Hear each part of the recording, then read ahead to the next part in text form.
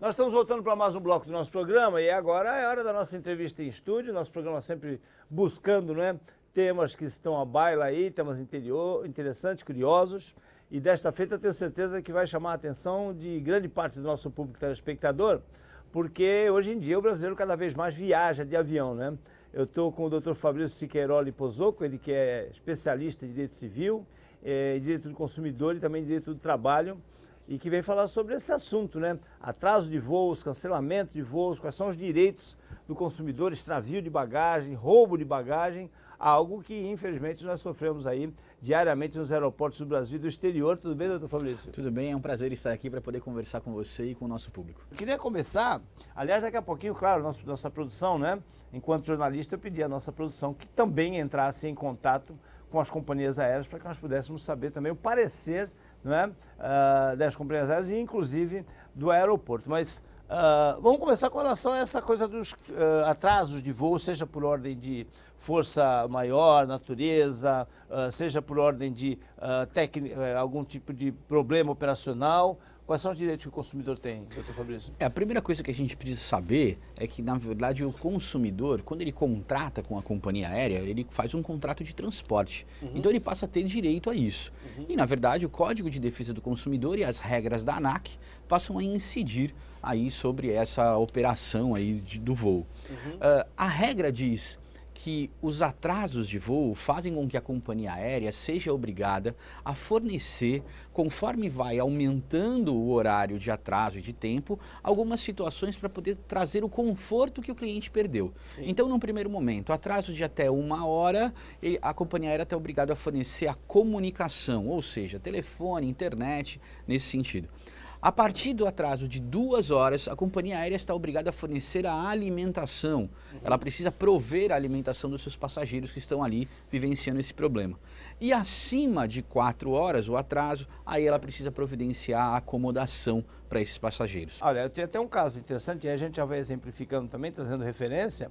Tem uma ocasião que eu fui para a Argentina, para Buenos Aires, e eu tinha voo marcado de volta, acho que num domingo, e não nevava em Buenos Aires há 84 anos, foi até notícia na internet, na mídia em geral, e nevou. O voo estava marcado, se não me engano, para 17 horas, ficamos até meia-noite aproximadamente no aeroporto, quando realmente, né, houve ali a decisão final de que não ia, o voo não ia sair, e aí voltamos para o hotel. Mas aí cada um teve que providenciar o seu hotel e depois pedir ressarcimento. É esse procedimento normal ou não? Não necessariamente. Não? Muitas vezes a companhia aérea já acaba disponibilizando isso para você.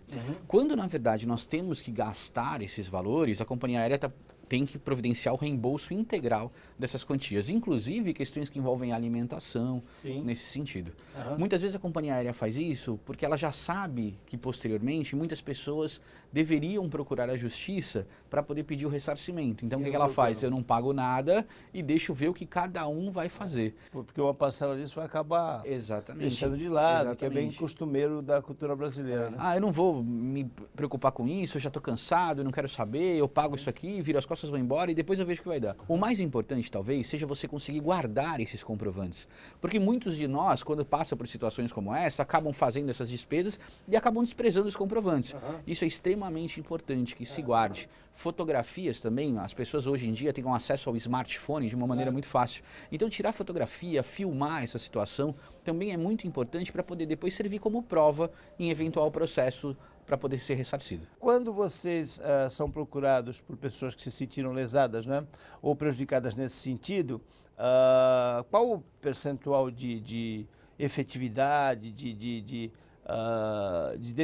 deferimento dessas causas? Normalmente ganha? Sim, geralmente se a causa é bem instruída e existem os documentos necessários para demonstrar essa situação, você acaba tendo a indenização por danos materiais e por danos morais. A regra geralmente gira em torno de 3 mil a 15 mil reais os danos morais que são comumente deferidos se procura um juizado especial civil. É importante entender que hoje existe até o próprio juizado dentro do aeroporto para situações imediatas serem resolvidas. É importante a pessoa já registrar a sua queixa, a sua reclamação ali? Sim.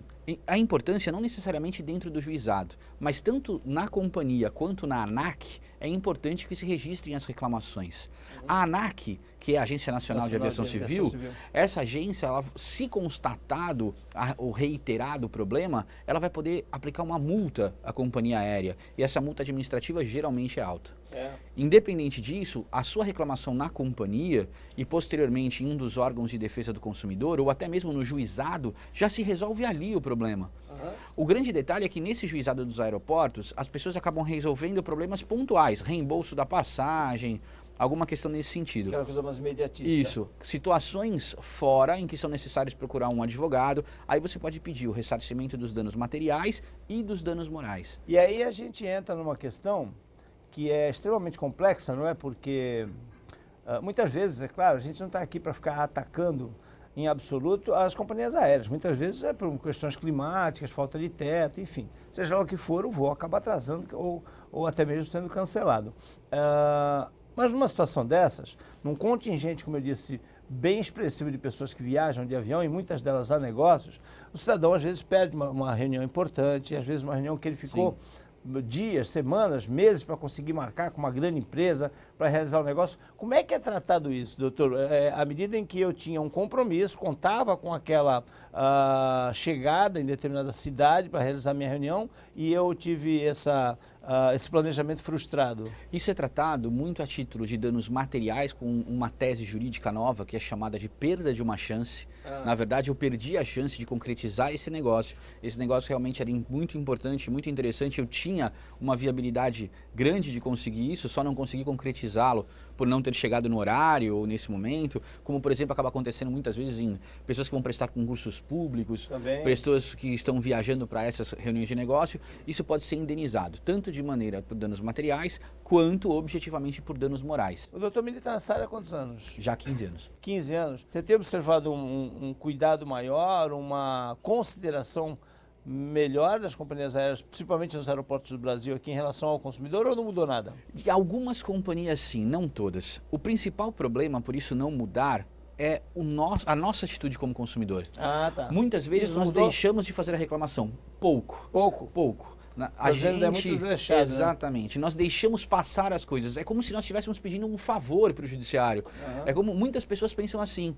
Nossa, eu tenho vergonha. Exatamente. Eu tenho vergonha de ir lá reclamar. Mas onde já se viu, eu vou lá enfrentar um processo. É o seu direito. Se você não tem interesse em buscá-lo, se o dinheiro, muitas vezes, para algumas pessoas, não fala muito, não tem problema, doa para uma instituição de caridade, faz alguma coisa diferente, mas não deixe de fazer a sua reclamação. As companhias aéreas só vão se modificar se as pessoas fizerem as reclamações devidas e o judiciário passar a fazer as punições adequadas. Como eu disse no início, nós entramos em contato aí com as empresas Tangol e com a Azul, né? E elas foram questionadas, né, com relação ao atraso de voos de 2 horas, a partir de 4 horas, a partir de 6 e 12 horas. Enfim, a resposta foi unânime, né? A gente vai aqui fazer só para registrar. Eu vou ler a da Azul, mas as outras seguem a mesma linha, né?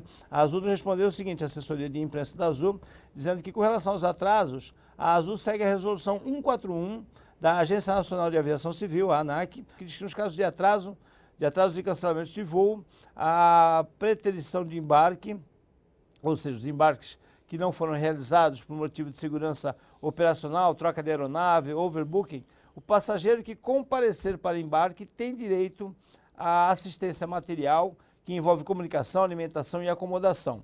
Essas medidas têm como objetivo minimizar o desconforto dos passageiros enquanto aguardam seu voo, atendendo às suas necessidades imediatas. Nós também indagamos em relação ao extravio de bagagem, e a Azul se pronunciou dizendo que segue rigorosamente a legislação aeronáutica, fazendo o pagamento da indenização com base em cálculos feitos de acordo com a pesagem da bagagem, ou seja, o pagamento é feito por quilo. Além disso, a companhia avalia caso a caso e, eventualmente, oferece vouchers de passagem aérea por mera liberalidade. A TAM e a Gol se manifestaram mais ou menos nesse mesmo sentido, né? Agora, esse é um outro grande problema, né? O extravio ou até mesmo o roubo, o furto de de bagagem, né? Como é que é o procedimento em relação a isso? Tem muitos casos que chegam lá no escritório? Sim.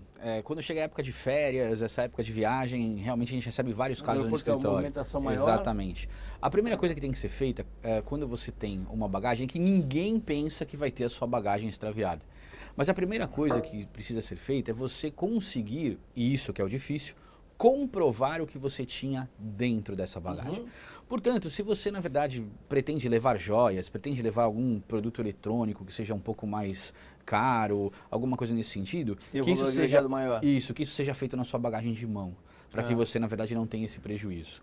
Agora, se tiver feito dentro da sua bagagem que extraviou ou foi furtada, despachada, enfim, você precisa ter os comprovantes disso. Se você não tiver os comprovantes, vai ser muito difícil a gente ter essa indenização. O comprovante de compra por si só já é uma prova? Já é uma prova. Eu vi muita gente algumas pessoas falando em, na hora do check-in, fazer a declaração ou até bater fotos, abrir a mala e bater fotos do material. Isso, porque o comprovante você pode comprar, deixar na casa do seu primo e dizer que estava na bagagem. Esse registro fotográfico, ele é válido quando ou ele tem força de prova quando você faz a foto, de repente, no hotel, ou, de fato, tem que estar ali ao lado do check-in e tal, porque também a gente sempre pensa numa coisa assim, né? Porque a gente também não pode só ficar apontando o dedo para a companhia aérea, né? Ou para o aeroporto, enfim. Tem também algumas pessoas que até por força de a lei ser interpretativa, ser de uma certa forma subjetiva, podem, por exemplo, fotografar no hotel que tem ali um videogame, um computador, um laptop, fotografam, tiram o laptop, levam e depois alegam que a bagagem foi... Sim, existem pessoas dessa forma, mas a lei nacional, ela diz o quê? Que a boa-fé se presume, a má-fé tem que ser provada.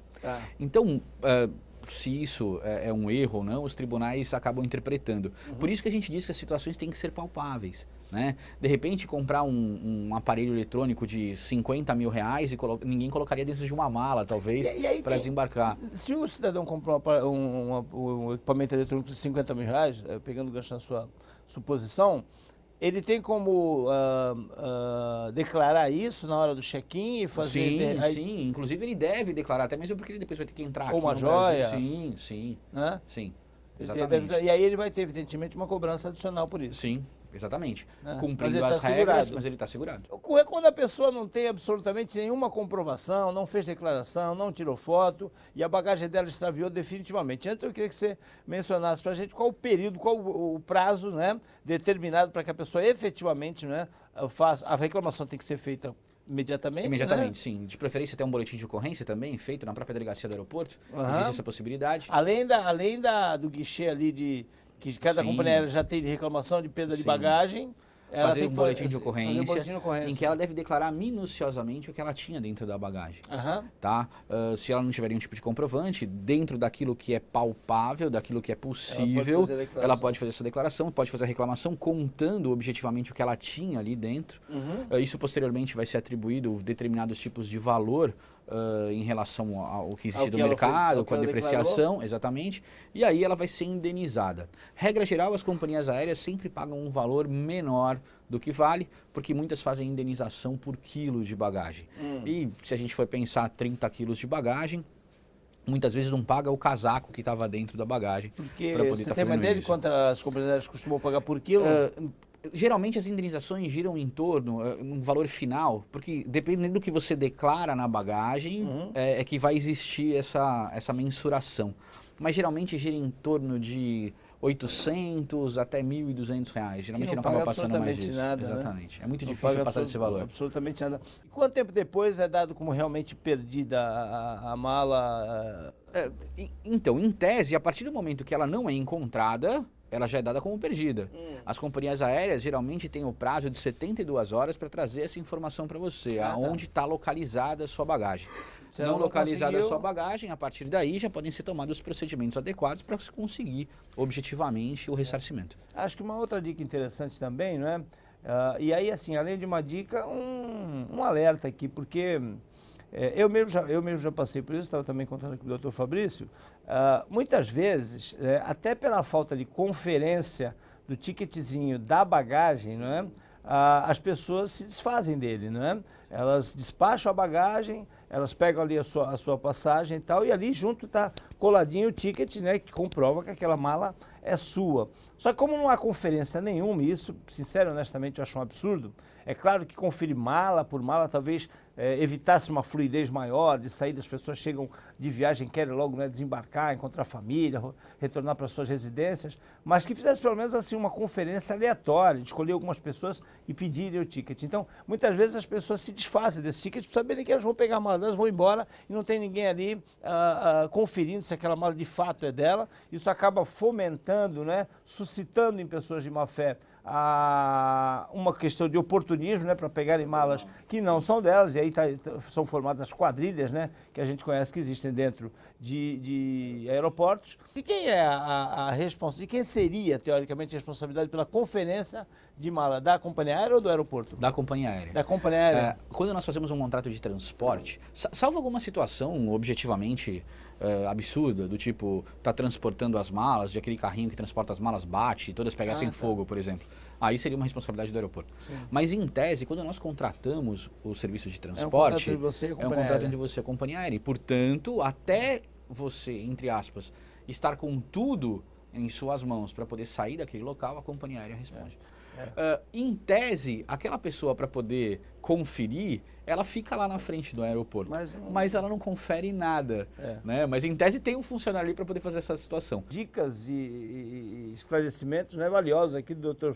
Fabrício. Já agradeço muito a presença e o aconselhamento para que o nosso telespectador fique mais atento, né, e procure auxílio jurídico quando se sentir lesado, prejudicado, né, por conta não só dos voos cancelados, atrasados, mas também por conta dos extravios de bagagem. Obrigado, doutor Fabrício. Eu é que agradeço a oportunidade, muito obrigado. E nosso programa vai fazer um intervalo bem rapidinho, são só 2 minutinhos, e nós voltamos, não sai daí.